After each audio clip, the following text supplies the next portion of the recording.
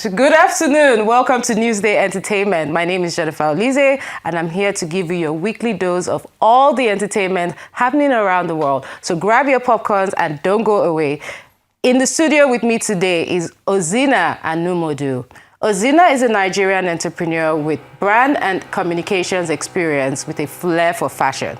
She is the founder of Ozina.com, an online company that sells African fashion and owns TSC Agency, a communications company.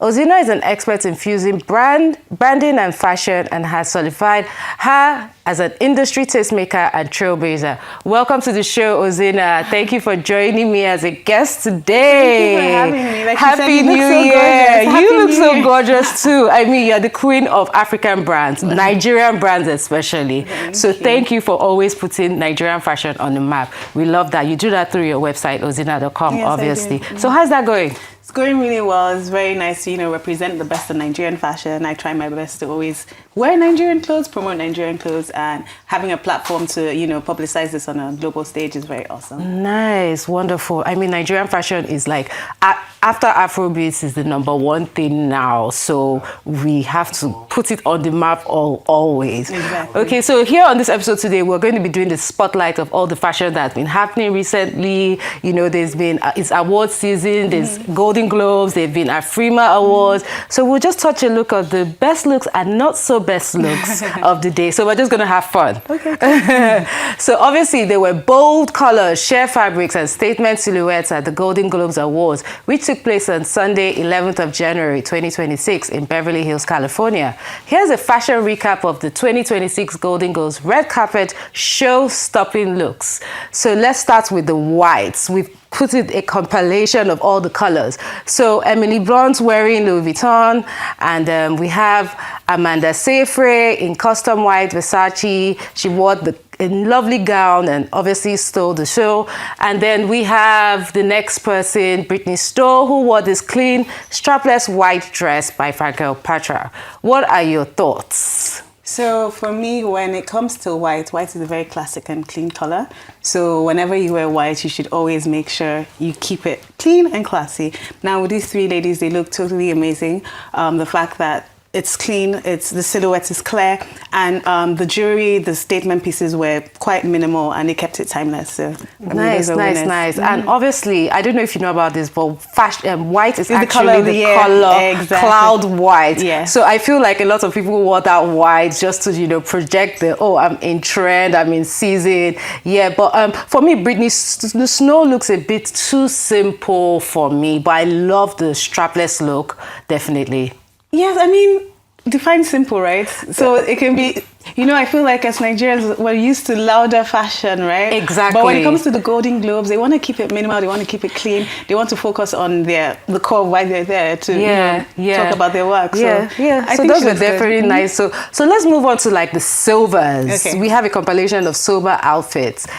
For silver, Chase Infinity made her Golden Globes debut in this custom Louis Vuitton. We have Ella Fanning, who wore a shimmery Gucci dress with a deep V-neck line and obviously like a subtle train. We also have Kate Hudson in this gunmetal gray silk Giorgio Armani Privé dress. Oh my God. Okay, let me start. I really like Chase Infinity. For me, that was my best dress. I mean, the extended hips, the corset-y look, like I've just been seeing her everywhere, and she's giving me life on the red carpet. I love her face. She looks brilliant. All those silver looks to me were perfect. What are your thoughts? Yeah, same for me. But Kate Hudson, she's a queen to me. She's a queen always.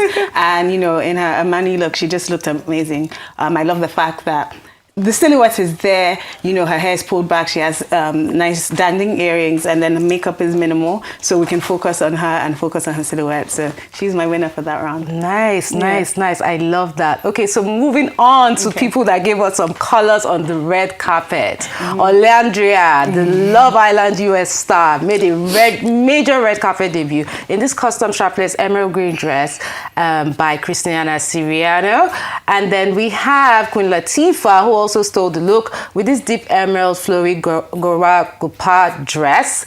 And we have Sue Wonders. She wore this striking vibrant green dress by Balenciaga. Let's go over it. Ozina, give me your thoughts. Can we speak about Queen Latifah first? Of course. I was going to go to we have first. You know, I love Queen Latifah's versatility. When you think about her, she can be sometimes on the androgynous masculine side, but this year she, you know, was speaking to her femininity, and she just looks so good. Correct. Her makeup looks good, her hair looks good, even with her pose she looks confident, she looks like she feels good. And of course Olandria had to rep for us the youngins, you know, with the corset and then, you know, the fishtail at the bottom, so she looked great.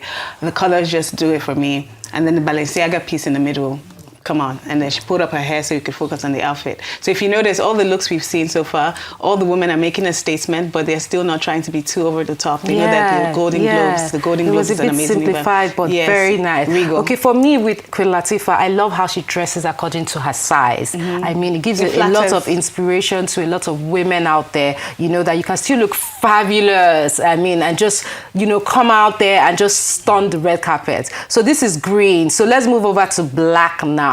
A lot of people wore black. Some black underplayed their look, but these blacks kind of stood out. Ariana Grande wore a black off-shoulder Vivienne Westwood couture ball gown, while Tiana Taylor, who was a star of the night, wore a custom black Schiaparelli couture dress by Daniel Roseberry. And Aya Adebiri, who is obviously Nigerian-American, wore a custom Chanel dress. Aya also made history as the first Nigerian to be appointed as Chanel's first house ambassador. Congratulations, Ayo, always representing for Nigeria there. I love her. I love the way she looks. What are your thoughts on this black look? Yeah, it was good that you noted that about Aya. I was just about to state that she's our first Nigerian ambassador for Chanel. So Correct. Of course she was repping the house of Chanel, and she did that really well. My favorite from this though was Tiana. This is Tiana's season right now. Tiana has been looking so amazing. Her body is great. Tiana is a tomboy, you know, she dresses androgynous, but she also knows when to play under her feminine energy, and that's what she did with this look here. And there was a detail at the back, I don't know if you saw when she won the award and she turned around, which was really sexy and really cute. And obviously with her hair being shorter, we can focus on her outfits. And nice. I really like that. Nice. For me, with Tiana Taylor, during the week, we actually mentioned her on this same table, but it was just a bit exposed at the back. You know, she's always trying to like show herself. Obviously, her body is the best body on this world. But I'm trying to just have a look with Tiana Taylor where she just gives me a covered look. I mean, she does do that as well, but she's been playing more on this side of things. Which is more, okay, I mean, when she's suited up now. and with jackets and all of that, she's all covered. So yes, she does both. She does both. But right now in the season, this is what she's doing. And let her have fun. She's single, right? I know, right? I know. Okay, so let's move on to Jennifer Lopez in this nude and sheer, you know, glittery kind of looks. Jennifer Lopez wore this Jean Bleu Cherie by Stephanie Rowland dress. The dress featured a sheer nude mesh with turtleneck, while another Jennifer Lawrence, wore this dress made of sheer nude mesh with pink and green flower embroidery, and it was custom made by Givenchy. Then we had Dakota Fanning, who wore custom champagne colored Vivienne Westwood dress. Let's discuss. So these were the ladies that kind of, I mean, especially with Jennifer Lopez and Jennifer Lawrence, they kind of expose themselves. Yes. I'm happy the nude in that dress wasn't transparent, because if not for Jennifer Lopez, could have just been again, another nude dress again. Like, it keeps, for me, it's always like almost the same look with Jennifer Lopez, to be honest. So Jennifer loves her body, right? Yeah, so she she's does. Always showing it off when she can. I'm sure you see her when she's performing, and she looks amazing. So she's going to show it off. Exactly. So the thing about mesh for me is it can be a hit or a miss, depending on how much skin you show, how much skin you don't show. I'm sure you saw the story of the pastor in the US whose wife's mesh dress, you know, so that's the thing about mesh. Sometimes it can be distasteful, sometimes it can work. Exactly. But this time around, Jennifer Lopez did a good job with, you know, concealing where needed to be concealed. However, Jennifer Lawrence, her was a little too revealing for me. So I think it watered down the look and watered down the experience and the event that she was attending, right? Correct. As opposed to Dakota Fanning. Now, so Dakota, she's someone who grew up in Hollywood. She's been there since she was a child, right? Star, so this is her time to show that she's now a woman and she's mature. She looks good. So I really liked her look. I think she pulled it off really well. Yes, that's a very good analysis. And did you notice Elle Fanning and Dakota Fanning, they're actually sisters. Yes. And look I picked how up a few years ago. I didn't realize. I think I noticed it during COVID. I was watching something. I was like, oh, snap. Wow. I wanted to put them side to side, but I was like, no, that was just that would be too cliche. Yeah. But yeah, they looked, for Jennifer Lawrence, she was extremely exposed. I mean, yeah, it just in the US, isn't it still cold? I was like, hello, aren't you cold? Can you give us a jacket, please? She probably had a jacket right before she got on the red carpet. But for someone that just had a baby, she looks absolutely stunning. And you know what? Maybe that's why she did that, because she just had a baby. Okay, I'm back and I look fabulous. And she feels empowered doing so. Nice. Okay, so let's move on to some more dazzling look. Renata Resvi wore a custom silver Louis Vuitton dress.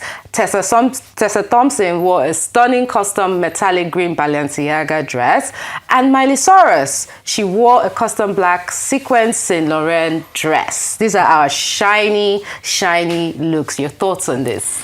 So I just finished the Tessa Thompson show this morning, his and hers. So I feel like I'm obsessed with her at the moment, but her look is my favorite of the three. Okay. Maybe it's the color, or maybe it's the fit on her body, but Tessa looks really good. She has a nice body. She's typically a girl who's more so girl next door-ish, not trying to be so loud. But with this, she made a statement. You can see the wet look on the hair, the minimal makeup, but she looked really good. Yeah, she does. I really like that fringe dress that Renata is wearing, but Tessa too really, it was dazzling for me. At first, I thought it was gold, but it started giving me some greenish, olive green, it was like a greenish, metallic. Then Miley Cyrus, obviously, the black downplayed it for me, even if it's shiny, but it still downplayed the look for me. For me, this is one of the best looks I've seen of Miley Cyrus. Because Miley Cyrus is always neither here nor there, but in this, Miley made a statement. She looked good. It's black, but it still had details on it. It had the sequins, the exaggerated sleeve, and then, she had the short hair so you could focus on the details and the necklace. Nice. So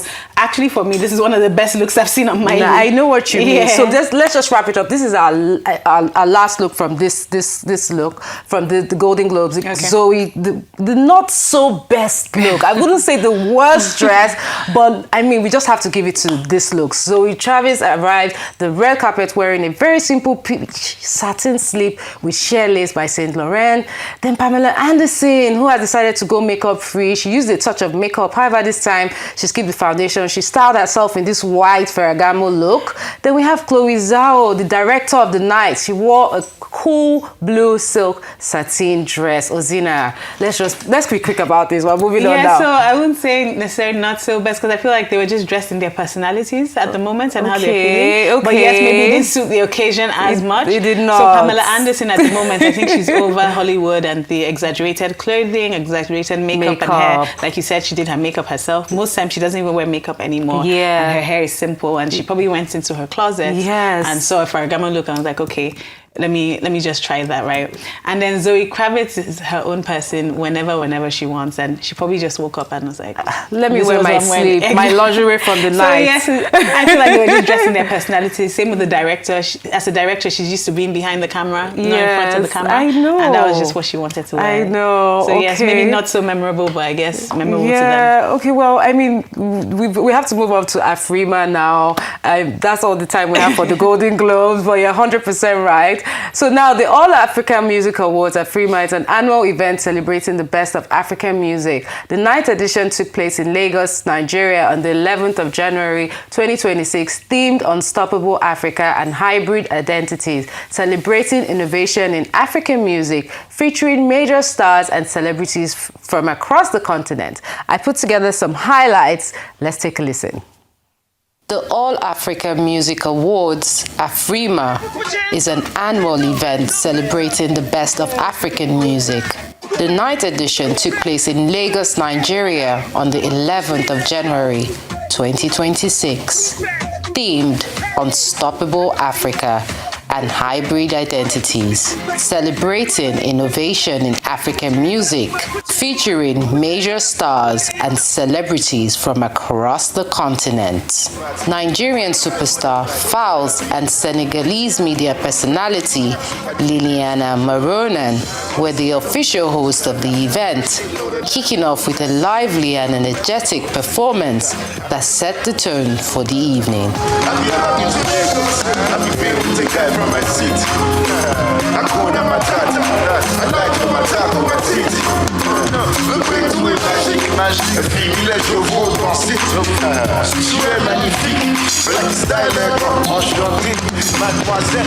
Kenya media personality Claudia Nasabwa was the host of the event, delivering loads of fun moments. If you're from the western part of Africa, make some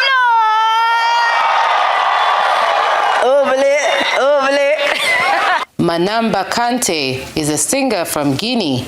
She was crowned the best African pop artist for her work and impact across the continent.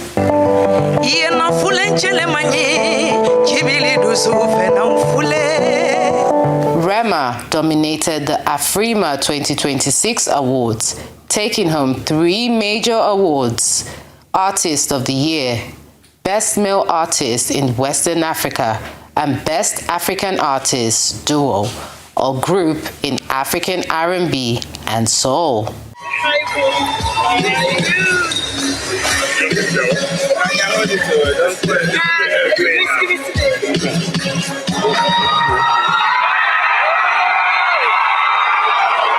Hello, everybody. When I say another, what to say? Banga. Another. Yeah. I just want to say thank you to my team, to God, to my family for always keeping me going. But to be honest, most especially, I want to give a big shout out to the fans because I wouldn't be here without you, you know? Nigerian artist Charlie Poppy had a standout night at the AFRIMA Awards, winning 2 awards. Song of the Year for his hit track Laho and the Best African Collaboration alongside Burna Boy for Laho Remix.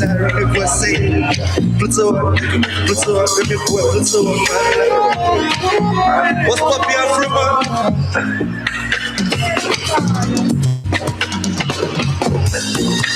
Desperado, many, my amigo, Balotelli, the ladies taking me photo, paparazzi, don't tell me,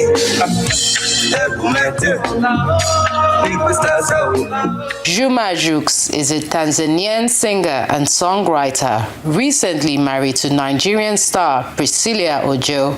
He won the award for Best Male Artist in Eastern Africa. First of all, I want to thank God. I want to thank my fans. I want to thank my family. I want to thank my in-laws. This goes to my beautiful son, Rakim. I love you, boy. Veteran Nigerian music executive Kenny Ogungbe and Dayo Adeneye were honored with the AFRIMA Lifetime Achievement Award in recognition of their decades-long contributions to the growth of African music. Support of platforms like Ray Power, AIT, the late Dr. Raymond Dokwesi, who urged us to stop playing Notorious B.I.G., Tupac Shakur. He called us and he said, look, find some local African talent and promote them, and they will turn to global stars. And today we have Davido, we have Wizkid, we have Tubaba representing for Africa. Veteran Nigerian entertainer Jasmine Olofin and veteran Nigerian musician Adewale Ayuba shared the stage, bringing back nostalgic memories to the AFRIMA audience. Every day I see the boss on MIC. Oh, see me, I go to them until I rest in peace. That's right. Jennifer Olize, Arise News. And that was highlights from the AFRIMA. That's all I have today. Ozina, thank you so much for joining me on today's show. It's been fun chatting with you. I really enjoyed this episode. That's all we have for today on Newsday Entertainment. I'm Jennifer Olize. Join me again next week, Saturday, and have a great week. Goodbye.